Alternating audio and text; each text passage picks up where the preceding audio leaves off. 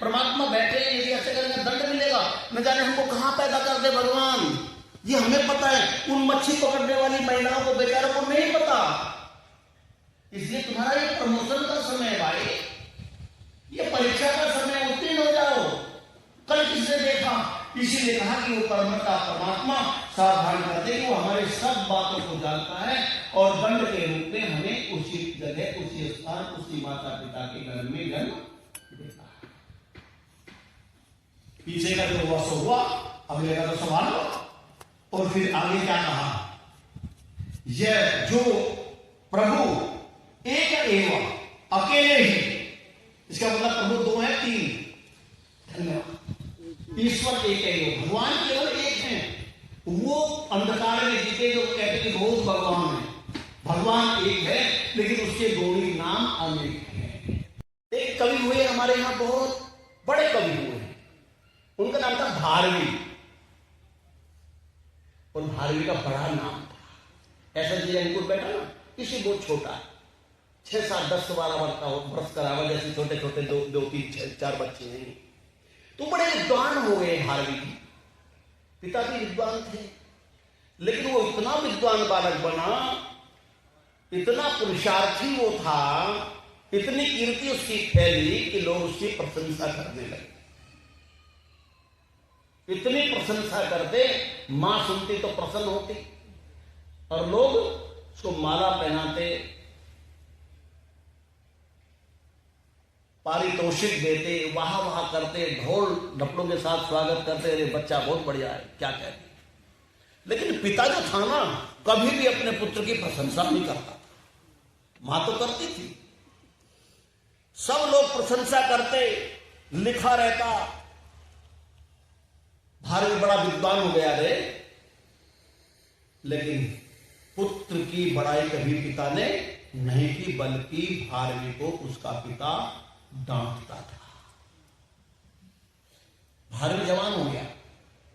एक दिन बैठे बैठे भारवी के मन में एक बात आई, रविंद्र जी, ये मेरा पिता बड़ा विचित्र है, मैं कोई ऐसा काम भी नहीं करता, लोग मेरी प्रशंसा करते हैं और ये फिर भी आए दिन मुझको डांटता है, पीटता।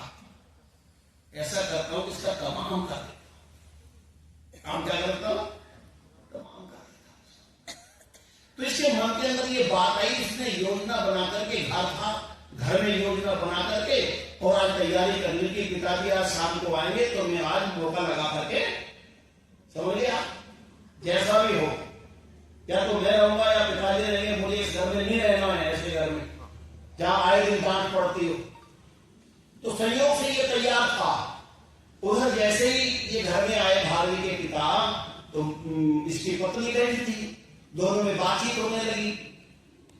तो बातचीत होने लगी तो संयोग से पत्नी ने कहा कि जी मैं तुमसे बात पूछना चाहती हूँ, आज बोलो देवी, कि हमारा भारवी कितना बड़ा हो गया, कितना अच्छा हमारा बेटा है, कितने लोग प्रशंसा करते हैं, कितना विद्वान हो गया है, इतने ग्रंथ लिख डाले थे, अरे तुम हो कि कभी उससे छोटे को बात नहीं करते, उसकी बढ़ाई तो बहुत दूर, उससे बोलते नहीं। आप जानते हो, भारवी के पिता की आंखों में गंगारी अपना छलक पड़े, होठ की जो फड़फड़ाहट थी, जिससे शब्द बनना था, उसमें अकुलाहट उत्पन्न हो गई, शब्द स्पष्ट न निकल रहे थे।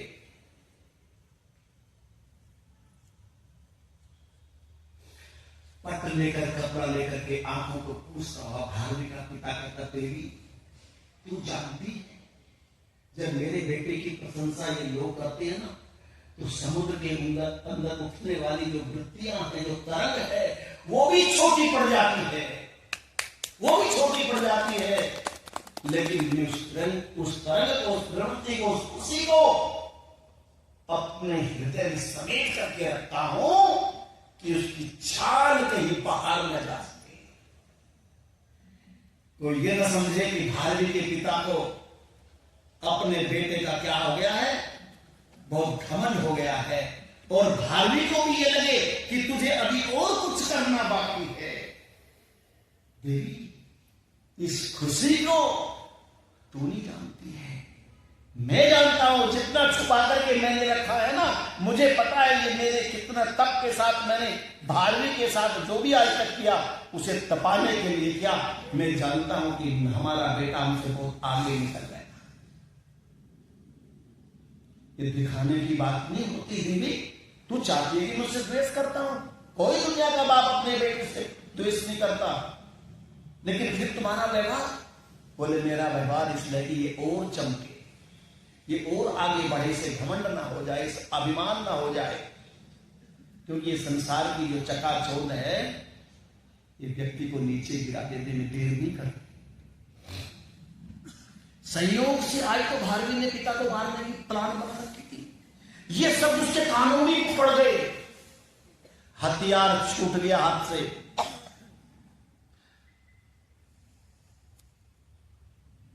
आंखों से आंसू निकल गई।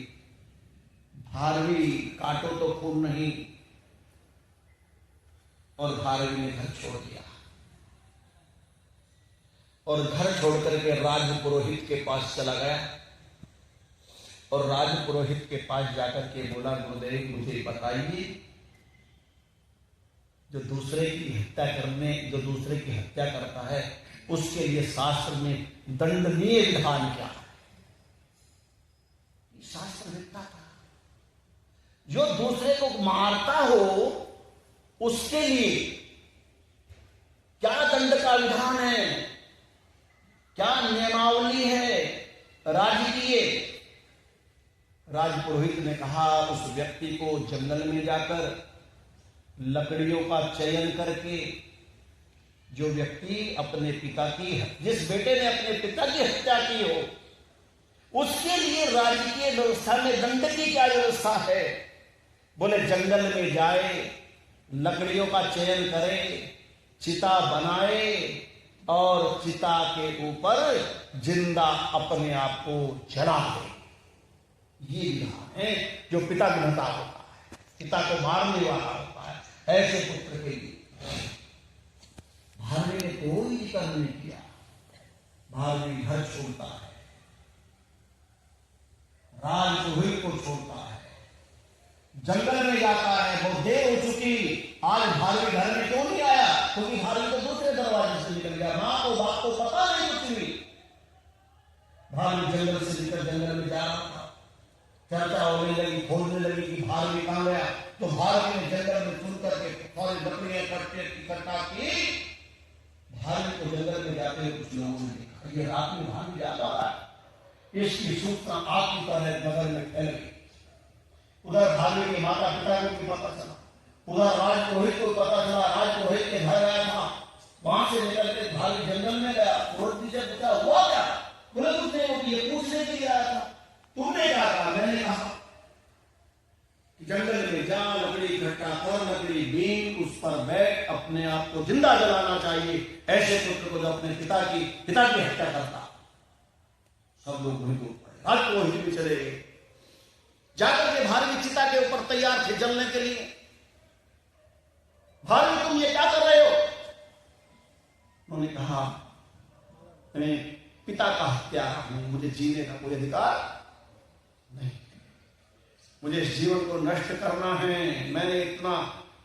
मैंने जो ग्रंथ लिखे वो किसी काम के नहीं है, मैंने जो पढ़ाई की है वो किसी काम की नहीं है। मैंने अपने पिता की हत्या की है। बोले पिता तो घर में है। अच्छा, पिता घर में जरूर है, तो तुमने क्या पूछा था? तुमने पूछा था कि यदि तुमने पिता की हत्या की हो। बोले हाँ, तो आपने कहा था वो जल जाना चाहिए। पुरुष में अंतर है, तुमने मन से हत्या की है तो तुम्हें दंड मन से मिलेगा, शरीर से हत्या की होती तो इसका नियम दूसरा है। राजपुरोहित ने भारवी के हाथ को पकड़ करके चिता से नीचे उतार दिया और बड़े प्रेम से सारी की सारी समस्याएं जो थी भारवी के मनोमस्तिष्क में जो चल रही थी, पिता भी आ गया, मां भी आ गई, वो सारी उसकी सबकी जानकारी की। तब उसने सारी बात बताई। अरे तो बिल्कुल उल्टा है, मन सा पाप करने वाले को मन का दंड मिलेगा, शरीर से पाप करने वाले को शरीर का मिलेगा, और वाणी से करने वाले की नियति नियमावली अलग होती है। तो क्या इसकी नियमावली अलग है? बोले हाँ। तो तो वापस जाकर के राजपुरोहित से बोले कि बताओ फिर इसकी नियमावली क्या है। उन्होंने कहा तुमने मन से पाप किया है, तुम एक काम करो, तुम्हारी जो ससुराल है तुम अपनी पत्नी को लेकर के ससुराल जाओ और 6 महीने तक वहीं सेवा करना। ससुराल जाकर के क्या करना? ससुराल जाकर के सेवा करना, परिवार के लोगों की एक सेवक बन करके, ये तुम्हारी सजा है। और भाई ससुराल में जाकर के काम करना पड़े, आपका तो पता नहीं, लेकिन बड़ी बड़ी दयनीय स्थिति, ससुराल का नाम आए तो 3 दिन पहले तक कुर्ता सीमान लगाता आदमी, दाढ़ी मूछ ये सब फिट करके, तो चला गया धार्मिक। पत्नी भी वहीं जाकर के रखी, तो रोज धार्मिक झाड़ू लगाता, सफाई करता, और जितने भी घर के काम थे उनको करने 2-3 महीने निकल गए। एक दिन भारवी की जो पत्नी थी उसको किसी वस्तु की आवश्यकता थी। पति घर में हो और पिता से मांगे संपत्ति, क्योंकि अब उत्तरदायित्व किसका है? अब तो पति का है। तो ऐजी इन्होंने कहा भारवी से कि मुझे एक कुछ पैसों की आवश्यकता है। बोले मेरे पास पैसे कहां हैं, तो मुझे तो अमुक वस्तु चाहिए। तो भारवी जानते हो, उसने कागज मंगवाया और कागज पर ये लिख दिया, बिना कि कुछ लिख दिया, और लिखने के बाद में उसे बंद करके दे दिया, और ये कहा कि ये बाजार में जाकर के किसी साहूकार को दे देना, और नीचे लिख दिया भारवी, किसी साहूकार को दे देना, जो तुमको चाहिए वो ले आना। इसके मन में बात आई, इस पत्नी की कैसी विचित्र बात कह रहे हैं भाई, ये कोई मुद्रा नहीं है, कोई वस्तु नहीं है, कागज पर लिख दिया, तो तुम जाओ तो सही। अगले दिन की पत्नी जब बाजार में गई, किसी साहूकार के सामने जाकर के वो पर्ची दी और कहा कि मुझे अमुक वस्तु चाहिए, ये दे दीजिए। उस साहूकार ने, दुकानदार ने उस पर्ची को देखा, उस पर लिखा था बिना विचारे कोई काम न करे, और नीचे लिखा था भारवी।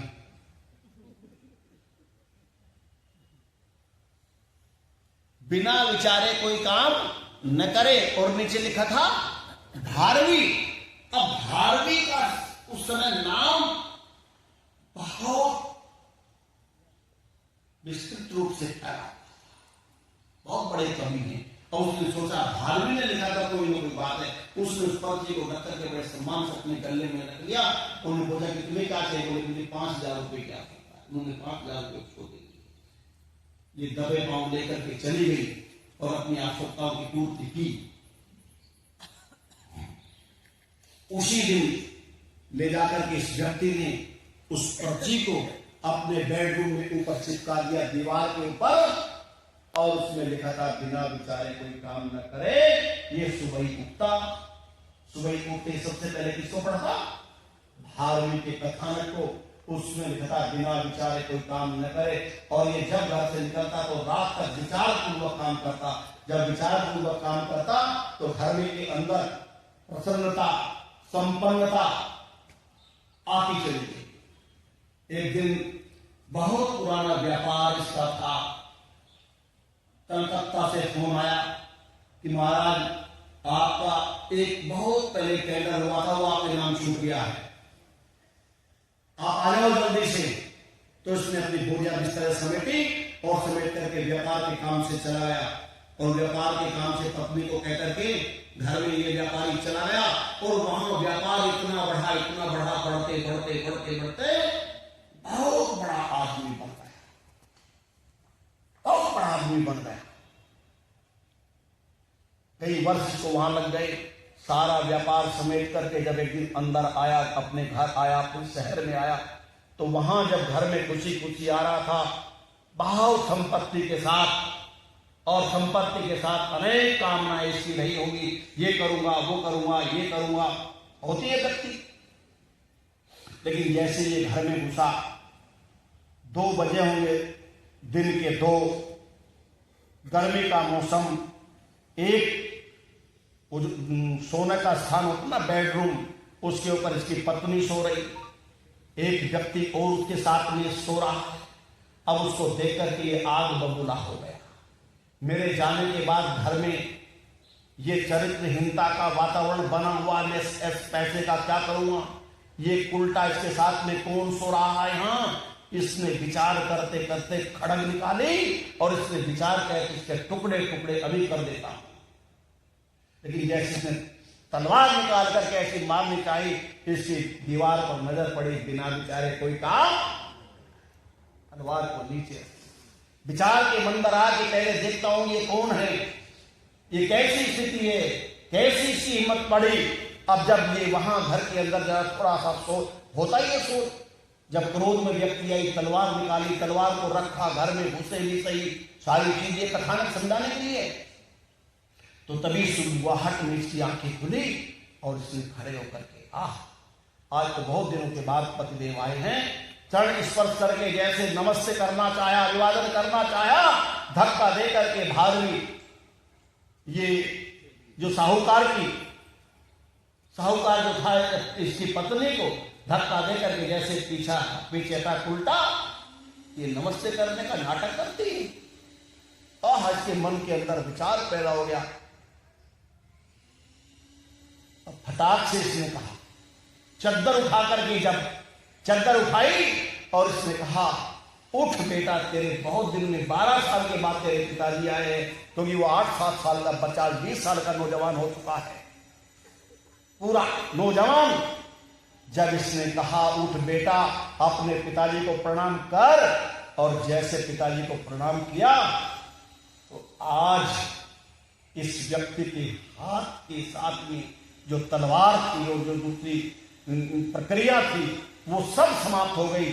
और इसने भारवी के लिए विचार किया कि आज यदि ये सूत्र मेरे लिए नहीं होता तो मैं इसका भी वध कर देता, इसका भी वध कर देता, और ये संपत्ति आकूट में इकट्ठी करके लाया, किसी काम की नहीं है।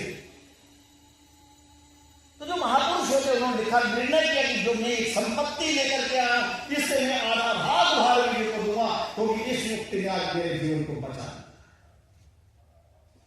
तभी भारवी जी के पास संदेश पहुंचता है, उनको बुलाया जाता है, और बहुत बड़ी संपत्ति का भाग न चाहते हुए भी ये साहूकार भारवी को देता है, क्योंकि तुमने मेरे जीवन को बचा।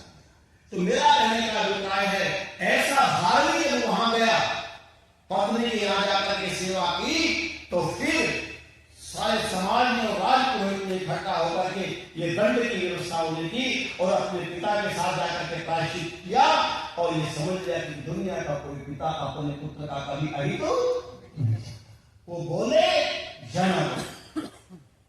कोई पिता जो अच्छी बात होगी अपने बेटे की बड़ाई करता है तो मूर्ख है।